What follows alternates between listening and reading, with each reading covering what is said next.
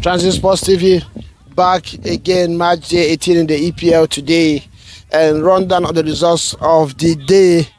Nottingham Forest 1, Man City 2. City winning that one. Arsenal beat Brighton 2-1 at the Emirates as well. Brentford beat Bournemouth 4-1, and Burnley played at a 0-0 draw against Everton. Liverpool again win a game at Anfield 2-1 against Wolves, and West Ham lost at home to Fulham 1-0.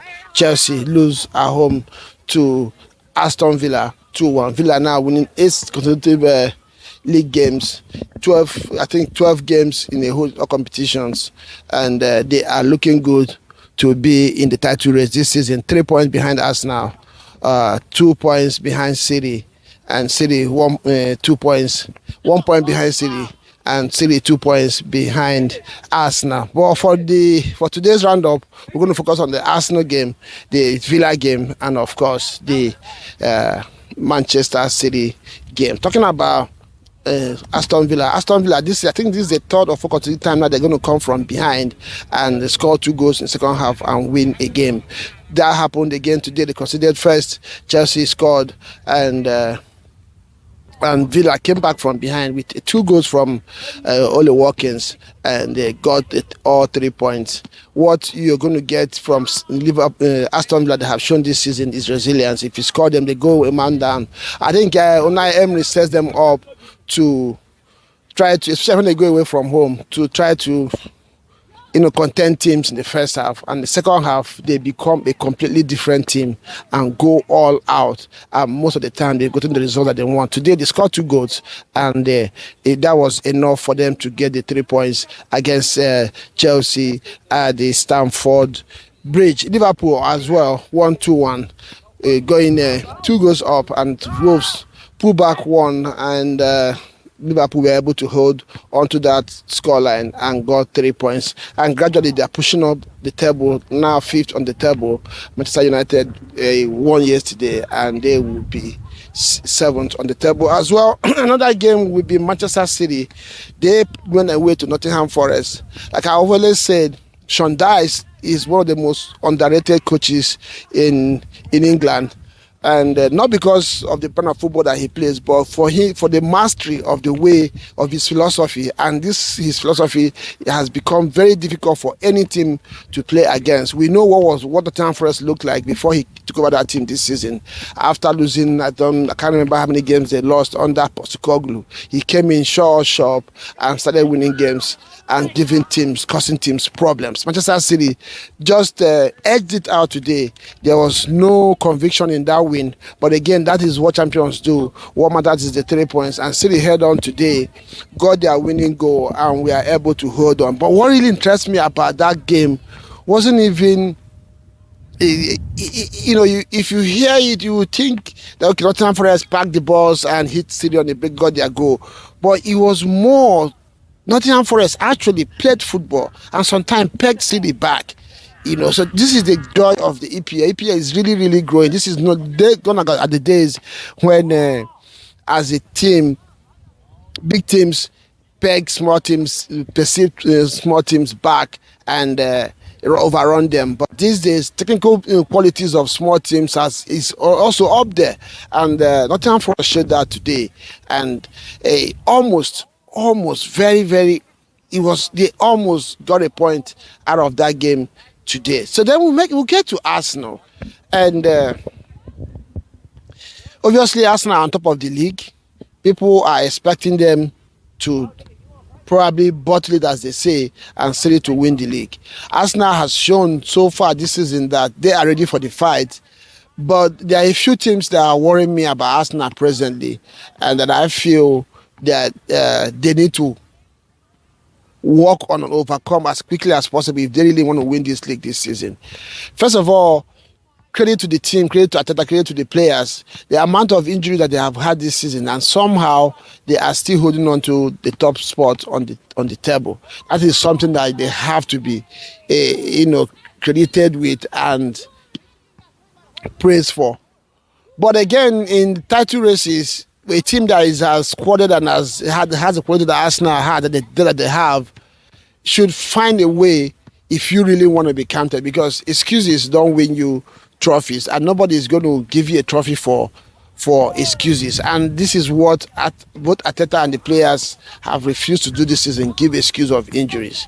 But he has really beaten them, and they are doing everything they can to get over the line, even with the injuries. The good thing about today is Gabriel Magalhaes, who is a mainstay in the Arsenal defense, came back today, and most likely he will be started against Villa, which is a good news for Arsenal fans if you're an Arsenal fan. But today, two players dropped out. Calafiori was already named in the starting 11, but I don't know what happened in the warm-up, and they had to bring him Lewis Kelly. You also know that Timber could not play today. Ben White already is injured.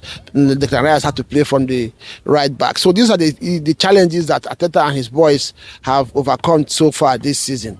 But still with that, there are a few things that are worrying me. One of them is Victor Gyökeres, and the second one is Bukayo Saka. Saka is not firing on all cylinders this season. He has no. I can't remember how many games today this season that I would say he had a great game. We know he had this long-term injury and has come back, but I'm really worried about Saka's decision making in the final third lately. It seems it's beginning to look that he's very self-oriented. He wants to score goals. He wants to raise his numbers, and somebody needs to remind Saka that it's going to be more important, and he is going to be rated by the trophies this team won, and not how well he has played. Everybody knows his quality. Everybody knows what he is, what he represents, what he can deliver. I think it's time for him to understand that the team really is more important now than self awards. Scoring, we don't have a. They don't have a Haaland in that team. So I don't think Saka can ever score 30 goals in one season the way Arsenal play. So he needs to understand that and help Gyökeres, because I see so many times that in this game today, about 2-3 times, that he should have squared the ball or found Gyökeres, but he decides to go his way. And the worrying thing is that I don't have any problem if you sometimes decide to go all the way yourself. But the fact that the body language, I see Saka, I don't even see him kind of recognize the fact that Gyökeres is making wrong. But sometimes as a player, if you take a decision and it doesn't pull off, you can you raise your hand and say, hey, sorry, I saw you, but I tried something else. But he doesn't even show any sign that he is trying to find Gyökeres. And I can see Gyökeres sometimes not even finishing his runs anymore, because he has made runs and nobody is trying to find him. And sometimes he doesn't even try anymore to get into scoring positions. And the worrying thing is that once Gyökeres was out of the pitch, the first ball Saka had on the break, he squared it. He squared it for Martinelli, which was taken away from Martinelli by a defender. So I begin to worry, is there anything in it that, Saka needs to show us that he wants Gyökeres to get these goals, because he's the striker for this team. The second worrying thing is Victor Gyökeres. Gyökeres, for me, come on, bro, you want to hear me talk? I'm talking about soccer. No, don't go there. So Gyökeres, on the other hand, I'm a little bit worried about the quality of his runs sometimes as well, and his positioning in the box. It looks it's a little somehow off it for me. I've been watching him keenly. I think he needs some improvement as well with regards to, I don't know if it's understanding or he's limited by that's just who he is. And apart from the runs as well, the technical quality of Victor Gyökeres is a little bit below the level this team is. It's something he has to do. I remember in those days in academies, we call it ball work. He needs to do a lot of ball work, because the ball doesn't stick to his feet. The ball just can't stick. So I've said it before in my past videos, there is an adaptation to be done between the team and Gyökeres. I don't know how Tata is going to do this, but as long as the team continues to win, maybe with time that will come. So Tata has built a system. This is what we used to get from Pep Guardiola as well. He signs players, he takes them time to adapt. Maybe that's what it is. Even as he somehow has not really had an explosive start to his career in Arsenal, maybe it's still the same problem. But I mean, Arsenal needs to win this league this season, and the earlier they get these things sorted out, the better for the team. So let me know what you think. Do you think it's the Saka problem? Do you think it's the Arsenal, the wingers not being able to find Gyökeres, or is Gyökeres not giving them enough to find him? And what will you think will be the biggest threat for Arsenal winning this league this season? Let me know what you think. Don't forget to subscribe if you have not done so. Stay tuned to Tranzeet Sports TV as we bring you more and more updates on the EPL. And I will see you again.